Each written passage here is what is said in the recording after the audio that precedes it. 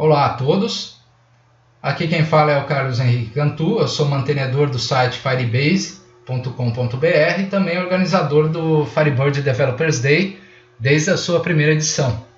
Então o intuito dessa palestra vai ser falar sobre sistemas de informação geográfico, usando isso como pretexto para abordar alguns conceitos importantes do Firebird. Essa gravação está sendo feita, na verdade, uma semana depois do evento.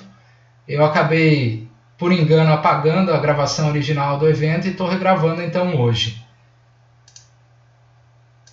Então vamos lá. O que seria GIS? GIS é a abreviação de Geographic Information System, ou Sistema de Informação Geográfica.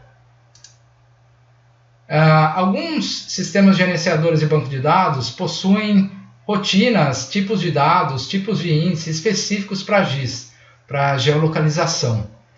Um deles, por exemplo, é o PostGRI.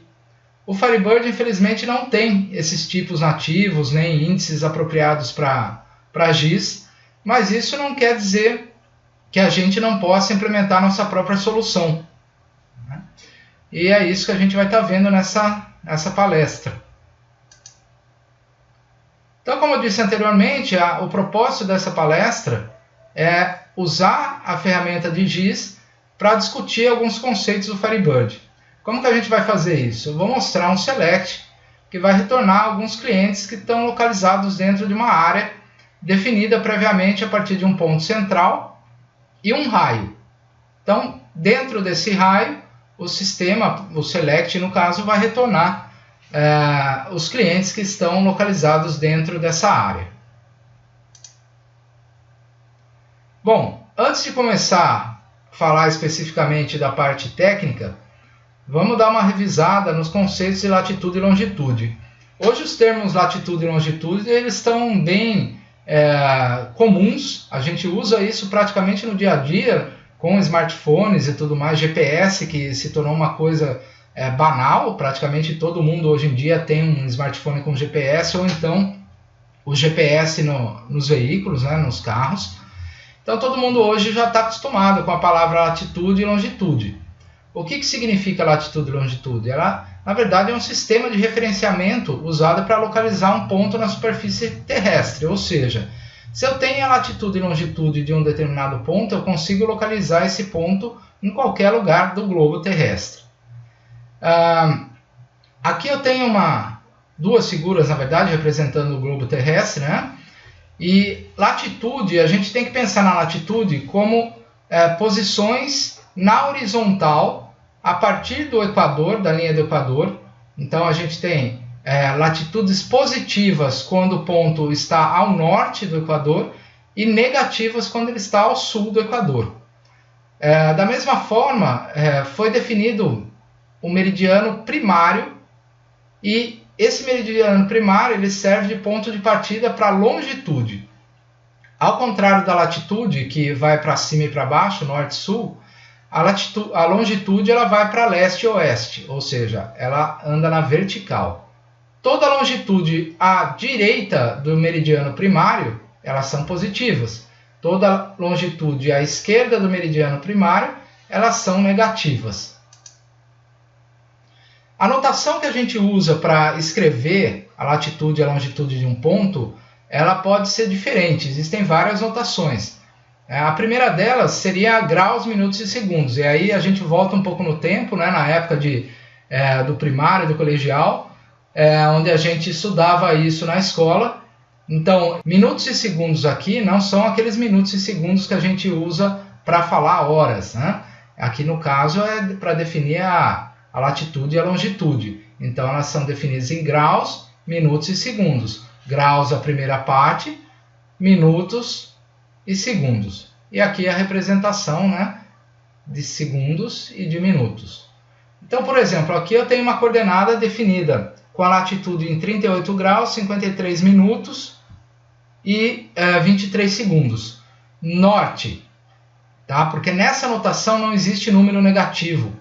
Então eu tenho que indicar norte para saber que essa latitude está acima da linha do equador.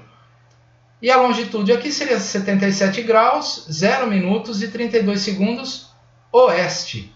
Tá? Mais uma vez, como não tem negativo na notação de graus, minutos e segundos, eu tenho que falar se essa longitude está a oeste ou a leste do meridiano primário. A outra notação que é mais comum para a gente, e é a que nós vamos usar aqui nessa palestra, são os graus decimais. Então, o grau decimal ele é representado por uma parte inteira e por uma parte fracionada. O grau ele se mantém das duas notações. Por exemplo, 38 graus, na notação usando graus, minutos e segundos, também é expressado em 38 na parte inteira na representação de graus decimais. Já a parte fracionada, vocês percebem que ela não é simplesmente copiar os valores dos minutos e segundos e colocar depois a vírgula. Então, 38 graus, 53 minutos e 23 segundos são representados nos graus decimais como 38, aí não mudou, né? Ponto 8897. Vocês percebem que o 8897 não tem nada a ver, olhando para ele, não tem nada a ver com 53 minutos e 23 segundos. Então, não é simplesmente tirar aqui os símbolos dos minutos e segundos, juntar um com o outro e achar que virou um grau decimal. Existe, na verdade, uma fórmula para converter uma notação na outra. Então, como eu disse anteriormente, as latitudes positivas significam que o ponto está ao norte do Equador, negativas ao sul. Longitudes positivas significam que o ponto está a leste do meridiano primário e negativas ao oeste. Sendo assim, todos os pontos que a gente considerar dentro do Brasil, eles vão estar com a latitude e a longitude negativa, porque o Brasil está ao sul do Equador e está a oeste do meridiano primário. Então, todos os pontos dentro do Brasil vão estar com latitude e longitude negativa. Aqui tem um link na Wikipedia com mais informações sobre essa questão de representação de graus, minutos e segundos e graus decimais. Vocês podem entrar nesse link e se aprofundar aí no assunto, se assim desejarem. Aqui eu tenho um print, na verdade, do Google Maps. Esse é o lugar onde o FDD aconteceu. E aqui eu tenho um ponto determinado que no Google Maps está me retornando essa posição geográfica, essa latitude e essa longitude. Então vocês percebem que o próprio Google Maps ela usa a notação de graus decimais, tá? Que para a gente facilita bastante, até para armazenar isso no banco de dados é muito mais fácil do que a outra notação com graus, minutos e segundos. Tá? Então sempre que a gente clica em algum ponto no Google Maps, ele vai representar aqui visualmente para a gente a latitude e a longitude desse ponto que a gente clicou. Algumas informações que são importantes para a gente trabalhar com o sistema de geolocalização. Primeiro, é entender o quanto a gente precisa de dígitos depois da vírgula para ter uma boa precisão. Para aplicações comerciais, 6 casas decimais, ou seja, 6 dígitos depois da vírgula, é suficiente para garantir uma precisão de 1 metro na linha do Equador. Então, partindo daí, qual seria o melhor tipo de dado a ser usado no Firebird para armazenar valores de latitudes e longitudes? Chegamos aqui na primeira parte mais técnica da palestra, onde a gente vai falar de conceitos do Firebird envolvendo números de ponto flutuante. O primeiro tipo de dado que o Firebird suporta para ponto flutuante, quando a gente fala ponto flutuante, é aquele número onde a vírgula ela muda de lugar. Então você nunca sabe exatamente aonde a vírgula vai estar. Por isso que é o ponto flutuante. O primeiro tipo do Firebird que pode ser usado para armazenar números de ponto flutuante é o float. O tipo float ele ocupa dentro do arquivo da base de dados 32 bits, sendo que 1 bit é para o sinal do número, positivo ou negativo, 8 bits para o expoente e 23 dígitos para a mantissa. 23 bits para a mantissa. Mantissa, para quem não lembra o que é a parte fracionária do número. Tá? O float ele garante 7 dígitos de precisão. E a faixa de valores que a gente consegue armazenar dentro de um tipo float é de 3.4 vezes 10 elevado a menos 38 até 3.4 vezes 10 elevado a 38. Então é uma faixa bem considerável, bem grande. Outro tipo de ponto flutuante que existe no Firebird é o Double Precision. Como o próprio nome sugere, né, double, ele ocupa o dobro do espaço do float. Então, ao invés de 32 bits, ele ocupa 64 bits de espaço dentro do arquivo da base de dados. Mais uma vez, 1 bit é para o sinal, 11 bits é para o expoente e 52 bits é para a mantissa. Com isso, ele garante 15 dígitos de precisão. E a faixa de valores que você pode armazenar dentro de um Double Precision é essa aqui que vocês estão vendo embaixo. 1.7 vezes 10 elevado a menos 308 até 1.7 vezes 10 elevado a 308. Mas e aí? Será que algum desses tipos aí serve para armazenar latitudes e longitudes no Firebird? Então vamos ver primeiro o Double Precision. Então, como a gente viu agora há pouco, ele garante 15 dígitos de precisão. O maior grau que a gente pode ter, falando de latitude e longitude, é 180. Né? Como a Terra foi dividida no meio, né? A gente nunca vai ter mais do que 180 graus na representação. Tá? 360 graus seria a circunferência toda, como dividiu no meio, são 180 graus. Com isso, a gente tem, então, 3 dígitos, 1, 8 e 0, para representar o maior grau possível, que seria 180. Como a gente viu também agora há pouco, as casas decimais necessárias para uma precisão legal, uma boa precisão, são 6. Com isso, o total de dígitos necessários que a gente precisa para ter uma boa precisão, com o Double Precision, seria 3 do grau, mais 6 de casas decimais, seriam 9. Como o Double Precision garante 15 dígitos de precisão, 15 é maior do que 9, então o Double Precision seria sim um tipo que funcionaria para a gente armazenar latitudes e longitudes dentro do Firebird sem perder precisão. E o Float?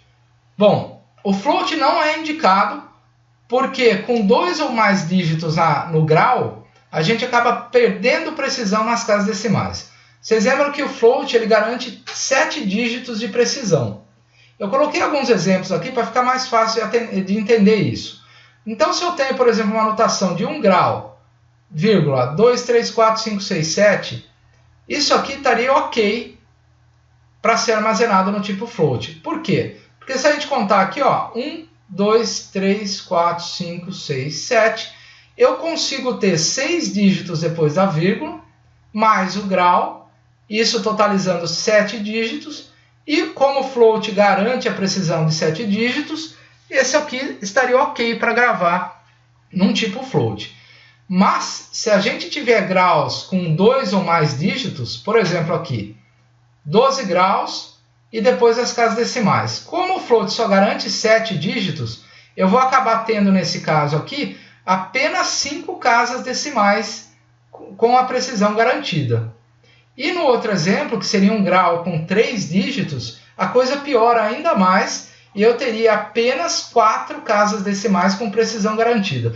Mas o que quer dizer isso de precisão garantida? Quem trabalhou com Float ou mesmo com Double Precision, no Firebird, já deve ter percebido que às vezes você guarda um número, você grava um número na base de dados e quando você recupera esse número, ele não é exatamente o número que você gravou. Então, por exemplo, se você gravou 3,667789, às vezes você vai ler esse valor e ele vai voltar 3,6778899879999 e aí por diante. Por que isso acontece? Na verdade, um comitê de engenharia internacional criou a metodologia para se armazenar tipos Float ou tipos Double Precision.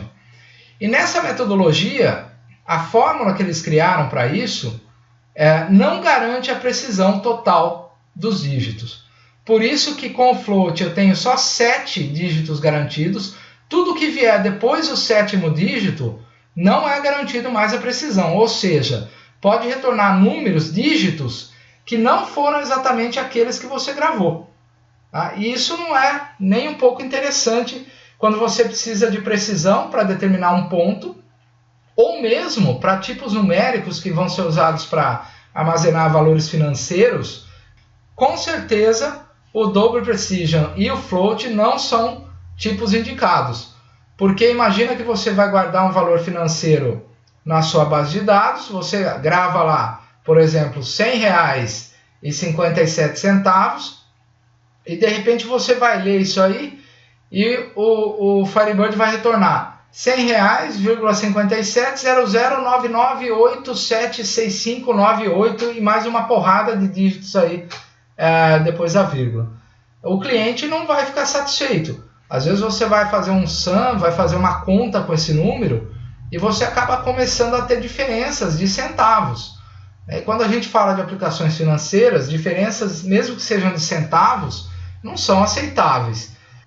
Bom, o Firebird também permite armazenar números com ponto fixo. Então, diferente do ponto flutuante, a gente vai estar falando agora de ponto fixo. Os tipos de dados do Firebird que armazenam números de ponto fixo é o numeric e o decimal. E a gente tem ali dentro do parênteses o P e o S. O P representando precisão e o S representando a escala. Tanto o numeric como o decimal ele é armazenado dentro do Firebird ocupando 16, 32 ou 64 bits. Então, o P, aquele P que aparece dentro dos parênteses, ele significa precisão e ele pode ser de 1 até 18. A escala, que seria o S, é o número de dígitos que a gente quer ter após a vírgula. Detalhe, o S ele tem que ser sempre menor ou igual ao P. Então, se eu definir um numeric com precisão 10, o P igual a 10, o S ele não pode ser maior que 10. Ele vai ter que ser 10 ou menos que 10.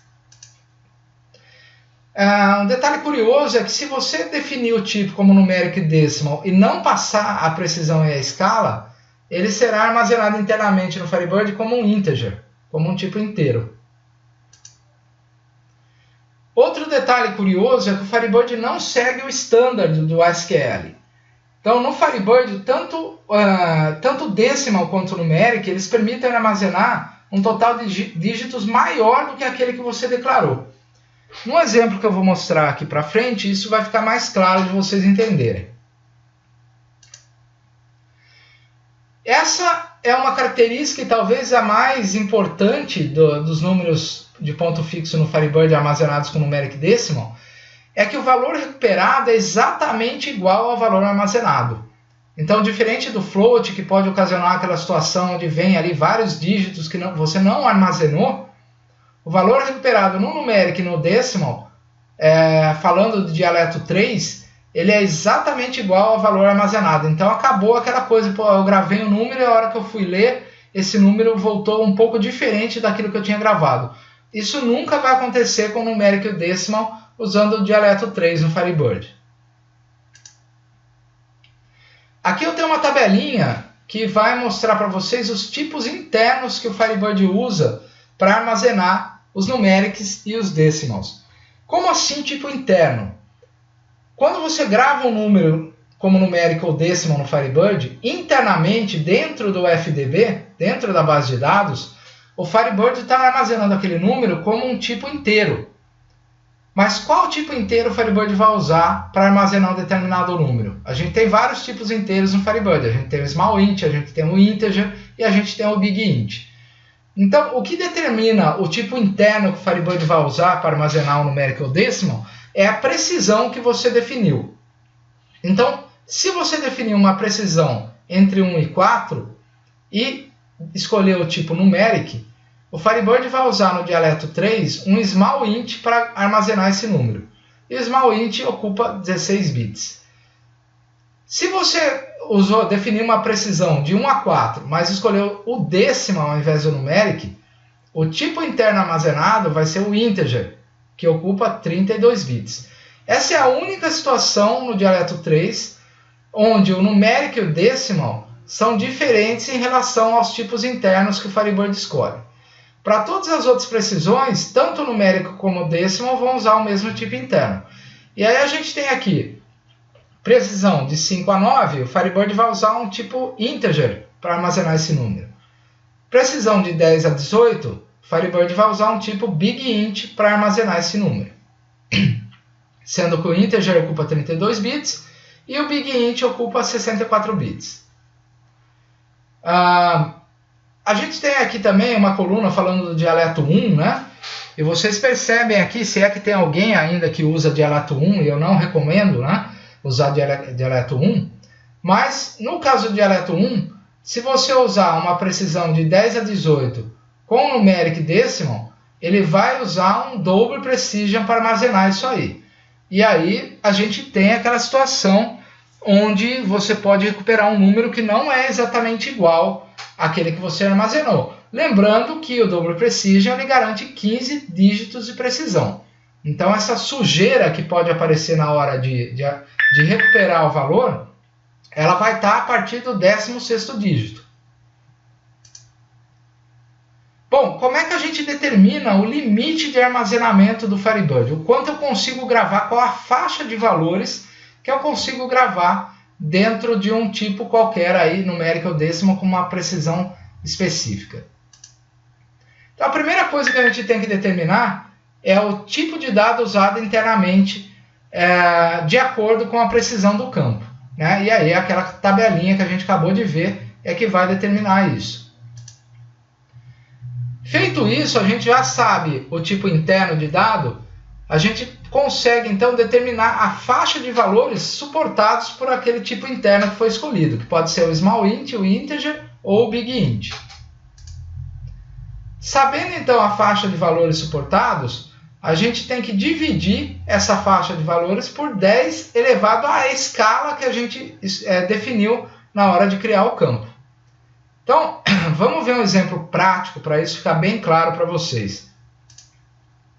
Por exemplo, então, imagina que eu defini um tipo numeric 9,2 ou mesmo um decimal 9,2. Estamos falando aqui, nessa palestra a gente vai estar falando de dialeto 3, tá? Nem vou tocar no assunto de dialeto 1, espero que ninguém esteja usando dialeto 1 ainda. Então nós temos aqui um tipo numérico 9,2 ou decimal 9,2. Com isso, com aquela tabelinha que a gente mostrou alguns slides atrás, eu sei que esse tipo numérico ou decimal vai ser armazenado internamente como um integer. O integer ele é um tipo que ocupa 32 bits. Com isso, eu consigo armazenar dentro dele essa faixa de valores inteiros, né? Menos 2 bilhões 147 milhões 483 mil 648 até 2 bilhões 147 milhões 483 mil 647. Essa é a faixa de valores inteiros que a gente consegue colocar dentro de um integer. Mas espera aí, eu defini que eu quero duas casas decimais. Então, a gente tem que dividir essa faixa de valores por 10 elevado à escala. A escala é 2, duas casas decimais, a gente tem que dividir por 10 elevado à segunda, que é 100. Com isso, a gente vai ter uma faixa de valores que pode ser armazenada no numeric 9,2, que vai de menos 21 milhões 477 mil 836,48 até 21 milhões 474 mil 836,47. Então vocês perceberam que dividir, né, por 100 nada mais é do que fazer a vírgula andar duas casas para a esquerda. E com isso a gente tem a faixa de valores que nós vamos poder armazenar dentro desse tipo numeric 9,2 ou decimal 9,2. Nossa, mas que negócio confuso, né? Toda vez eu vou ter que ficar fazendo toda essa conta para saber se os valores que eu quero gravar no campo vão caber ou não dentro desse tipo. Bom, para facilitar essa conta, eu criei aqui no site da Firebase uma calculadora onde você vem, escolhe o tipo que você quer usar, por exemplo, numeric, escolhe a precisão, vou colocar 9, escolhe a escala, 2 por exemplo, e aqui do lado ele já me dá a faixa de valores que eu consigo gravar nesse tipo. Ele me dá também o tipo interno que o Firebird vai usar para armazenar isso. Então vocês percebem que se eu mudar aqui a escala, a minha faixa de valores vai diminuindo também. Então, eu consigo facilmente saber, de acordo com o tipo, a precisão e a escala, o quanto eu consigo armazenar de informações dentro de um campo com esse tipo de dado. E eu também consigo saber em relação ao float e ao double precision.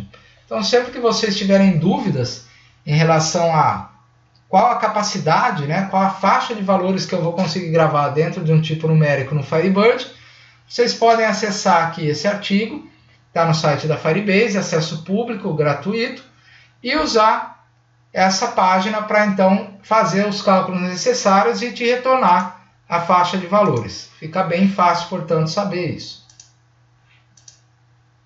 Bom, depois de ver tudo isso, qual que seria o melhor tipo para armazenar latitude e longitude no Firebird? Primeiro a gente viu então que o Double Precision ele garante a precisão que a gente precisa, né, para armazenar latitude e longitude, mas o inconveniente dele é que os valores recuperados podem conter dígitos extras, né, aqueles dígitos que não foi você que gravou, né, mas na hora de ler eles podem aparecer. E ele obviamente ocupa um inteiro de 64 bits, comparado com o numérico e o decimal, e aqui eu coloquei o 7,6, que é o mínimo que a gente precisa para ter uma precisão legal. Né? O tamanho interno vai ser um inteiro de 32 bits, então ele vai ocupar metade do espaço que o Double Precision ocupa. O range de valores eu estou especificando aqui, vocês percebem que é muito maior do que a gente realmente precisa, né? A gente não tem ângulo maior que 180 graus e a faixa de valores aqui garante muito mais do que isso, com a vantagem que o valor recuperado é exatamente aquele que foi armazenado. Então não corre o risco de, na hora de você ler a informação, aparecerem dígitos ali que são diferentes daqueles que você armazenou.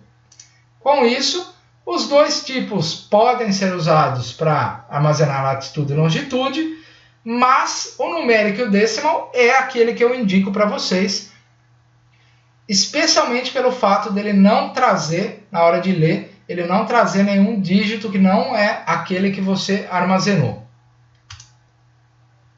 Bom, falando agora de geocodificação de endereços, aqui eu acredito que todos vocês que estão assistindo esse vídeo possuem software comercial, e nesse software comercial vocês têm uma tabela que armazena clientes, uma outra tabela para armazenar fornecedores, às vezes tanto clientes como fornecedores armazenados na mesma tabela. Então, nesse exemplo que eu vou dar, a gente tem um banco de dados contendo uma tabela de clientes, a gente tem campos definidos nessa tabela para armazenar latitude e longitude. Se você não tem esses campos, você pode criar, baseado nos tipos que a gente acabou de ver. E a gente precisa de algum serviço de geocodificação para fazer esse trabalho de converter o endereço em uma posição geográfica, uma latitude e uma longitude, fazer isso de forma automatizada. Ninguém aqui é louco de abrir o Google Maps, ficar digitando o endereço, ver aonde ele mostra, clicar com o mouse, ver qual a latitude e longitude e copiar essa latitude e longitude dentro do banco de dados. Isso aí vai tomar um tempo imenso e a gente tem coisa melhor para fazer, né? E, consequentemente, essa não é uma boa solução. A boa solução é automatizar isso. Nessa palestra, eu vou estar usando a API do Google Maps para fazer essa automatização da geocodificação dos endereços. Existem outras APIs disponíveis aí com a internet que vocês podem estar usando. Além do Google, tem o Bing, tem o MapQuest e N outros serviços de geocodificação que vocês podem estar usando aí na vida real. A API do Google Maps, ela tem um limite de solicitações por dia. Então, são 2.500 chamadas por dia, ou mais ou menos 50 por segundo. Isso se você usar uma chave que você cria lá no Google, na API do Google, ela te dá esse limite. Se você não tiver a chave, o limite é menor do que esse. Se você tiver a chave e precisar de mais do que 2.500 chamadas por dia, ou mais de 50 chamadas por segundo, aí você vai ter que pagar. Vai ter que pagar para o Google. Tá? Então eles cobram hoje 50 centavos de dólar para cada 1000 solicitações extras que você fizer dentro de 24 horas. Então, se vocês precisarem mais do que isso, vocês vão ter que criar uma chave no Google e pagar, deixar lá os dados do cartão de crédito para o Google, então, cobrar o excedente dessas 2.500 chamadas por dia. Todos os outros serviços de geocodificação que eu consultei, Bing, MapQuest e N outros, eles também cobram um valor praticamente igual do Google, tá? O que vai mudar é a precisão desses serviços, né? Então, às vezes, o Google é mais preciso do que o MapQuest ou o Bing. E aí vocês vão ter que fazer uns testes práticos para ver qual o serviço de geocodificação que garante maior precisão para a área que você está querendo geocodificar. Aqui embaixo eu tenho um link do Google com mais informações sobre esses limites. Eu dei um print aqui na tela. Então, se entrar naquele link, basicamente é essas informações que vocês vão ver hoje, né? Talvez isso mude no futuro, mas hoje é isso que está ativo. Quando eu chamo um endereço como esse que está na tela, é uma chamada do Google Maps, onde eu passo aqui um endereço e essa chamada vai retornar então um resultado em JSON contendo N informações, entre elas aquela que eu preciso, que seria a latitude e longitude. Se eu der uma olhada aqui no resultado dessa chamada, o Maps vai retornar basicamente isso para aquela consulta que eu fiz. Aquilo que me interessa para efeito de geocodificação é justamente isso aqui, ó.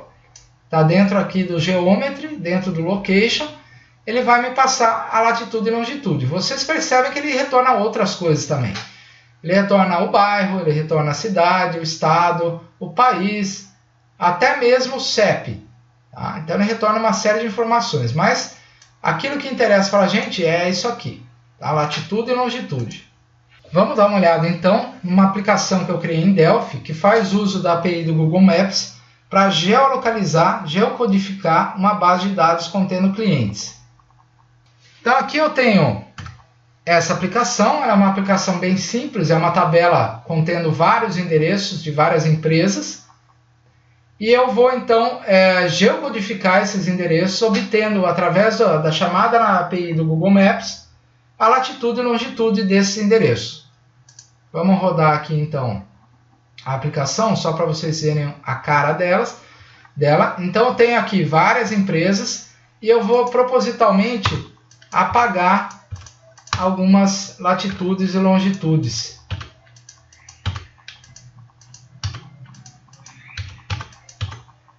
Então eu tenho aqui vários endereços que já foram geocodificados e agora eu vou clicar no botão geolocalizar. Essa aplicação ela vai chamar a API do Google Maps e vai então obter a latitude e longitude desses registros que estão sem e vai geocodificar minha base.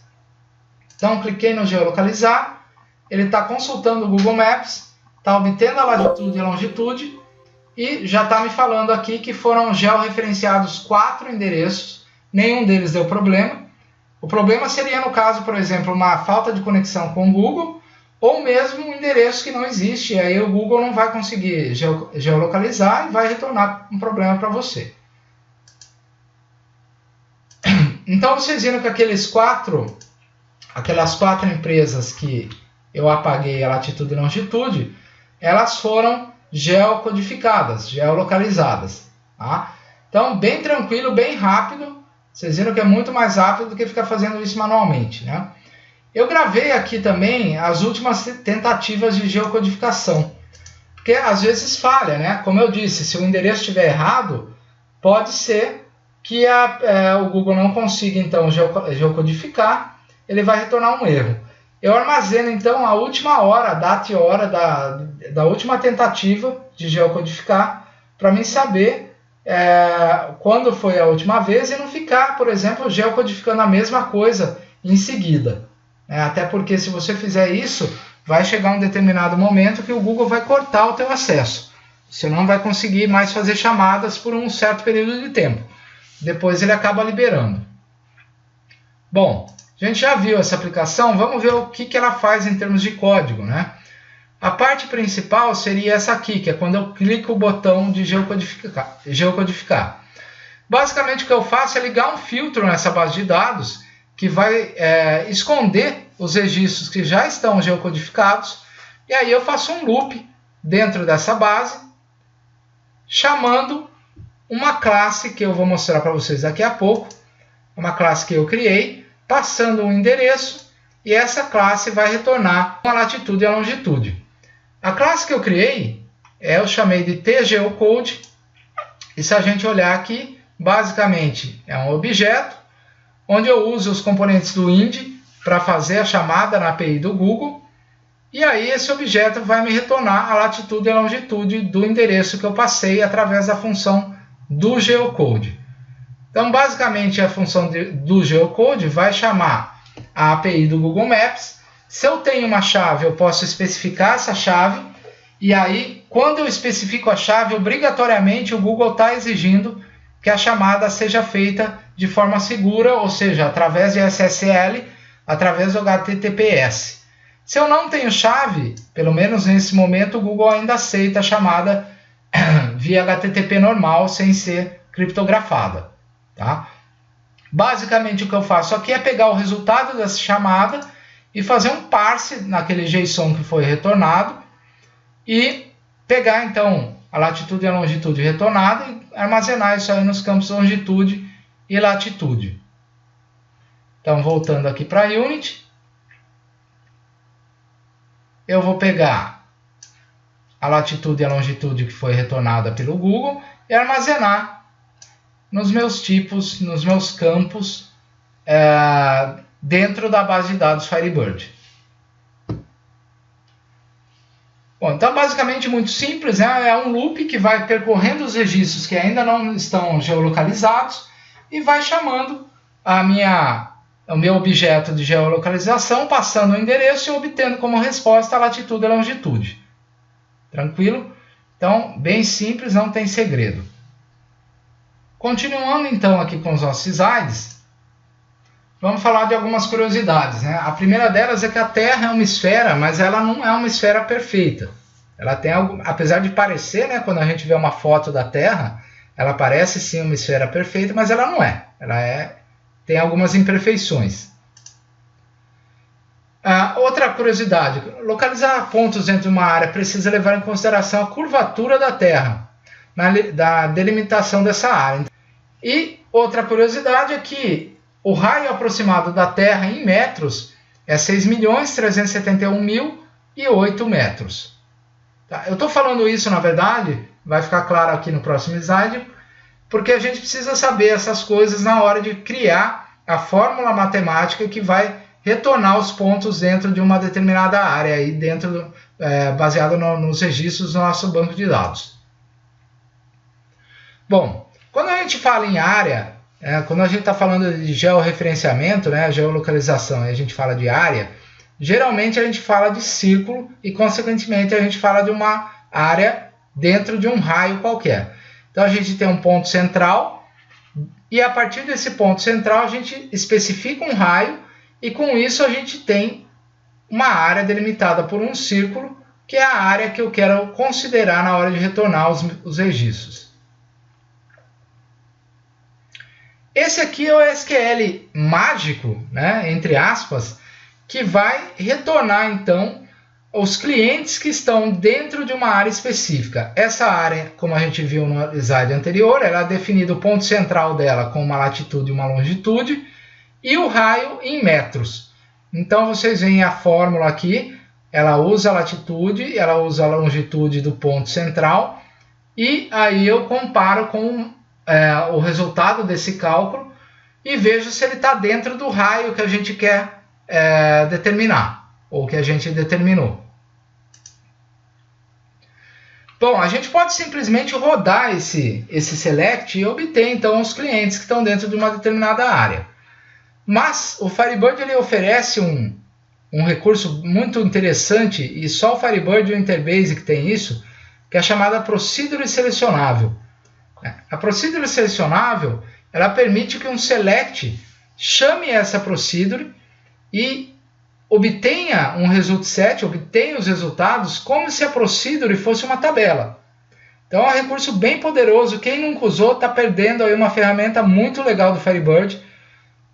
Recomendo vocês a estudarem as procedures selecionáveis e começarem a fazer uso dela, porque ela quebra um galho violento dentro do Firebird. Então, essa aqui é a minha primeira procedure selecionável, que vai então receber como parâmetro uma latitude e longitude do ponto central e o raio em metros, que eu quero delimitar a área, e ela vai retornar o código do cliente, o nome, o local, que seria o endereço, a longitude e a latitude desse cliente. Então, basicamente, a procedure ela incorporou aquele select que a gente viu no slide. Eu uso aqui um for select para retornar todos os registros que estão dentro daquela área. Aqui está aquela fórmula de cálculo que a gente já viu também no slide anterior. O suspend aqui ele faz com que para cada registro dentro do loop for select, o suspend envia aquele registro de volta para carry que chamou essa procedure selecionável. Então aqui a gente vai ver o resultado da execução de um select chamando essa procedure selecionável e algumas informações interessantes dessa execução. Então basicamente eu estou passando uma latitude e uma longitude do ponto central e estou pedindo para ele retornar os clientes que estão dentro de um raio de 500 metros desse ponto. No exemplo, 16 registros foram encontrados, só que ele fez 5.095 leituras para encontrar esses 16 registros. Leituras não indexadas, ou seja, ele percorreu toda a tabela de clientes para recuperar e retornar esses 16 registros.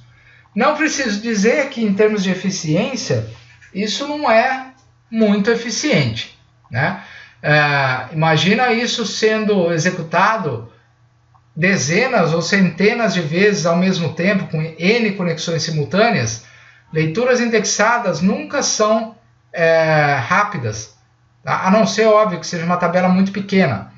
Mas uma tabela de 5.095 registros, quando você pega várias conexões simultâneas acessando isso de forma não indexada, você provavelmente já vai sentir uma certa degradação de performance. Então aqui é um print daquela aplicação recuperando os registros dentro daquela área de 500 metros definidas pelo ponto central com a latitude e longitude ali especificada que vocês conseguem olhar aí na tela. Bom, como que a gente pode otimizar essa pesquisa então? A gente viu que ele correu 5.095 registros de forma sequencial, não indexada. Bom, a forma mais fácil e eficiente de se otimizar essa pesquisa é através de índices. Então a gente criaria índices que seriam usados na pesquisa e com isso retornariam a informação muito mais rapidamente. Então, índices no Firebird são estruturas B-tree. Quem estudou aí computação deve lembrar do assunto B-tree, né? A gente tem a árvore B-tree, onde você tem a raiz e aí você tem os galhos e você chega até as folhas dessa árvore. É uma representação da árvore de índice. O Firebird ele compacta os valores das chaves dentro dessa árvore B-tree com uma compactação bem simples. Até porque ela tem que ser rápida, né? Então é uma compactação do tipo RLE bem simples. As chaves numéricas elas são armazenadas numa representação modificada do Double Precision. Então mesmo que o seu índice esteja usando uma chave que seja inteira, internamente no índice, na árvore B-tree, ela vai ser armazenada numa representação modificada do Double Precision. Tá? Isso só não vale para o Big Int. Se você tiver uma chave Big Int, ele não segue essa regra de armazenar numa representação modificada do Double Precision. Bom, antes de falar de seletividade, uma curiosidade, né? Por que fizeram isso? Né? Por que simplesmente não armazenam a chave como inteira mesmo e eles preferem armazenar como Double Precision? Porque dessa forma você consegue, se um dia você precisar mudar a escala, né, o número de casas decimais de um campo que é a chave num índice, você pode fazer isso sem que seja necessário reconstruir esse índice, devido à forma que eles armazenam como Double Precision dentro do índice. O Firebird, na verdade, não teria necessidade de reconstruir o índice quando você mudar apenas a escala desse campo-chave desse índice. Vocês já devem ter ouvido falar de seletividade do índice. Essa seletividade ela é um valor, vocês conseguem consultar ela com comandos SQL ou mesmo dando um select nas tabelas de sistema do Firebird. E esse número retornado que representa a seletividade, quanto mais próximo de 1, pior. Então, se vocês observarem algum índice no sistema de vocês com seletividade 1, significa que esse índice está péssimo, ou significa que todas as chaves que estão, todos os registros que estão dentro dessa tabela que foi indexada, eles têm o mesmo valor para a chave. Ou seja, você pode ter 1 milhão de registros, só que todos esses registros naquele campo que foi indexado, ele tem o mesmo valor, a mesma chave. E aí, não preciso dizer que se o Firebird, por engano, decidir usar esse índice em alguma pesquisa, a pesquisa vai ser mais lenta do que se ele fizesse uma leitura sequencial dos dados. Às vezes até é interessante apagar esse índice que está com seletividade baixa, tá? Porque ele ocupa processamento, ele consome processamento quando você insere ou altera a chave, ocupa recurso do processador e é um índice totalmente inútil, ele não presta para nada, né? Um outro fato interessante é que o Firebird ele tem a capacidade de utilizar vários índices ao mesmo tempo e cruzar os resultados, pegando, obviamente, só aquilo que você pesquisou, e isso minimiza muito a necessidade de você criar chave composta na sua tabela. Então, por exemplo, vamos citar um caso real. Imagina que você tem o nome e o sobrenome em campos separados, tá? E aí você cria uma chave primária, uma chave composta pelo campo que armazena o nome e composta pelo campo que armazena o sobrenome. Quando você fizer uma consulta usando o nome e sobrenome, beleza, o Firebird vai usar esse índice tranquilamente. Se você fizer uma pesquisa pesquisando só pelo nome e não pelo sobrenome, legal, o Firebird também vai usar esse índice. Mas se você fizer uma pesquisa em cima só do sobrenome, o Firebird não vai conseguir usar esse índice composto. Por quê? Porque a pesquisa é sempre da esquerda para a direita. E como o seu índice é composto primeiro pelo nome e depois pelo sobrenome, quando você pesquisar só o sobrenome, o Firebird não vai conseguir usar esse índice composto, porque como ele pesquisa da esquerda para a direita, a primeira informação que está nesse índice é o nome. E eu não estou pesquisando pelo nome, eu estou pesquisando pelo sobrenome. Consequentemente, uma pesquisa desse tipo não vai usar o índice. Nesse caso, seria muito mais interessante você ter um índice para o nome e um outro índice para o sobrenome. E quando você pesquisar um ou outro, o Firebird vai escolher um índice apropriado. E quando você pesquisar tanto o nome como o sobrenome juntos, o Firebird vai cruzar, ele vai usar os dois índices, ele vai cruzar o resultado e vai pegar só aqueles que satisfazem o nome e sobrenome que você está pesquisando. Então, falando especificamente aí da geolocalização do nosso exemplo, né? Como que a gente otimiza aquela pesquisa usando então índices? Bom, antes de continuar, pessoal, uma coisa importante, tá? A estatística do índice ela não é atualizada automaticamente.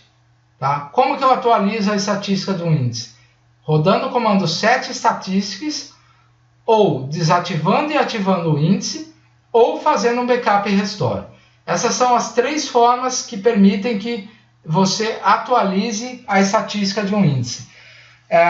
Não sei se vocês tiveram casos como esse, mas se você criou uma base vazia para o teu cliente e você instalou essa base no cliente e passou meses, esse cliente já inseriu um monte de informação nessa base, se você nunca fez um backup e restore, se você nunca rodou o setStatistics e se você nunca desativou e ativou um índice, a estatística ela vai estar totalmente desatualizada, ela vai estar igual ela estava quando a base estava vazia. E aí ela já não representa a realidade. Consequentemente, a chance do Firebird, na hora de rodar uma query, o otimizador do Firebird escolher um índice que não é o índice correto, não é o índice apropriado para aquela query, é muito grande. Então tenham por hábito rodar o set estatísticas de tempos em tempos, ou então fazer um backup e restore de tempos em tempos, para atualizar as estatísticas dos índices e aí facilitar a vida do otimizador de queries, ou mesmo evitar que ele escolha índices que não seriam os índices corretos para rodar uma determinada pesquisa. Uma outra curiosidade interessante é que quando você faz uma busca indexada, ou quando o Firebird faz uma busca indexada, além de varrer o índice, né, varrer aquela árvore B-tree, o Firebird também precisa pegar e, a partir do que ele encontrou na árvore B-tree, fazer uma leitura do registro para determinar se aquele registro está ou não visível para a transação que está rodando aquela query. Por que isso? Porque eu posso ter, por exemplo, dependendo do meu isolamento transacional, a hora que eu rodar uma query, eu poderia estar enxergando registros que nem existem mais.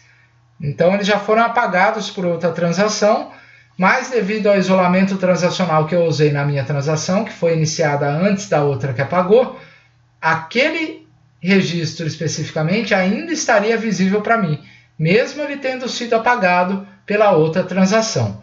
Por isso que no índice, na árvore do índice, esse registro ainda estaria lá.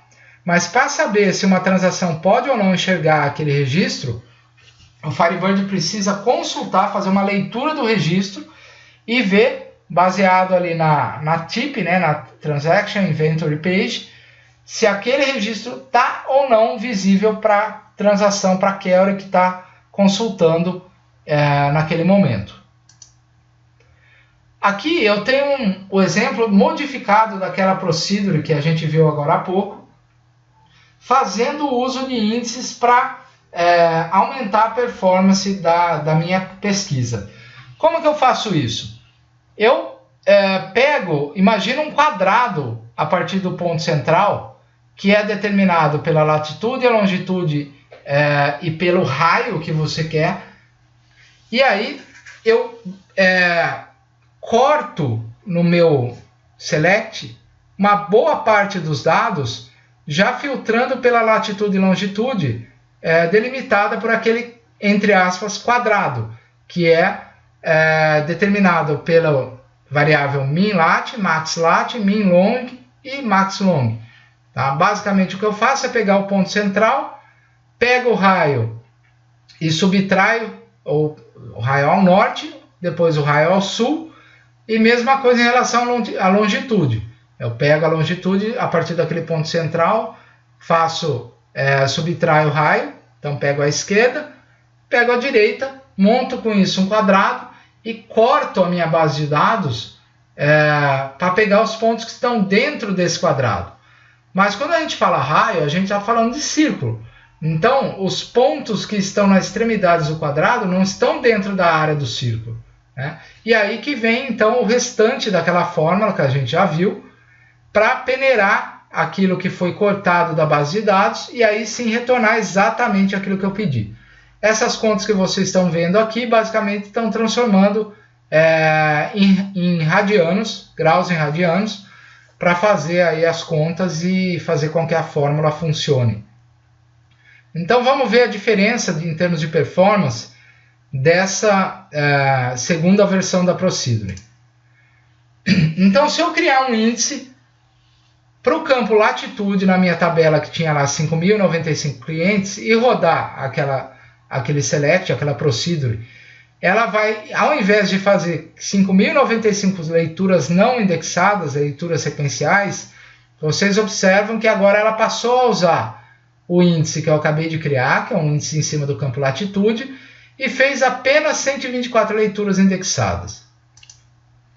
Se eu criar um índice para longitude, o plano vai passar a usar o índice latitude que eu já tinha criado antes e o índice da longitude que eu acabei de criar, e vão ser feitas apenas 17 leituras.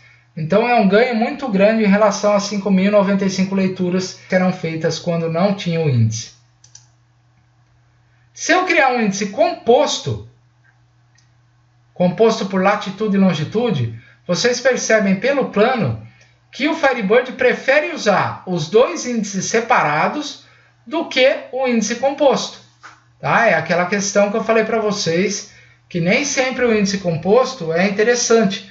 O Firebird muitas vezes prefere pegar dois índices separados, cruzar o resultado deles e aí pegar os registros que me interessam, que nesse caso seriam 17 leituras indexadas. Tá, se eu apagar esses dois índices de latitude e de longitude, vai sobrar apenas aquele índice com a chave composta por latitude e longitude. Observem que o número de leituras que ele teve que fazer, mesmo sendo indexadas, foi muito maior que o número de leituras que ele fez quando ele usou os dois índices. Por isso que o otimizador ele deu preferência de usar os dois índices ao invés de usar o índice com chave composta. Basicamente era isso que eu tinha para mostrar nessa apresentação. Eu vou voltar aqui no Delphi e vou mostrar a aplicação sendo executada ou chamando aquela procedure. Então eu vou vir aqui na minha segunda aba, onde eu tenho a possibilidade de colocar um select chamando aquela versão melhorada da minha procedure e vou mandar executar. Vocês veem que rapidamente ele me retorna aqui os registros que estão numa área de 500 metros desse ponto central. Se eu aumentar a área, por exemplo, vamos colocar 1.500 metros e vamos executar novamente.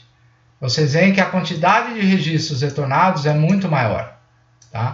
Voltando aqui, se a gente diminuir mais para 200, em vez de 500 metros, para 200 metros, e mandar executar, vocês veem que o número de registros já caiu muito mais. Né? E observem que só pelo endereço eu consigo ver que o resultado está correto. Podem observar que está tudo dentro do mesmo bairro, alguns na mesma rua. Né? Isso indica que a nossa query está retornando registros dentro da área que a gente precisa, que a gente quer. E pela longitude e latitude também fica claro que está funcionando corretamente, porque vocês veem que são coordenadas muito próximas. Apenas os últimos dígitos aqui é que variam. Então, está funcionando perfeitamente. Se a gente observar o plano, a gente vê que o Firebird preferiu usar dois índices para fazer essa consulta. Como eu disse agora há pouco, é o mais eficiente do que usar, por exemplo, o índice com chave composta. É isso, espero que tenham gostado do vídeo. Qualquer dúvida, então, estou à disposição. Um abraço a todos, até mais.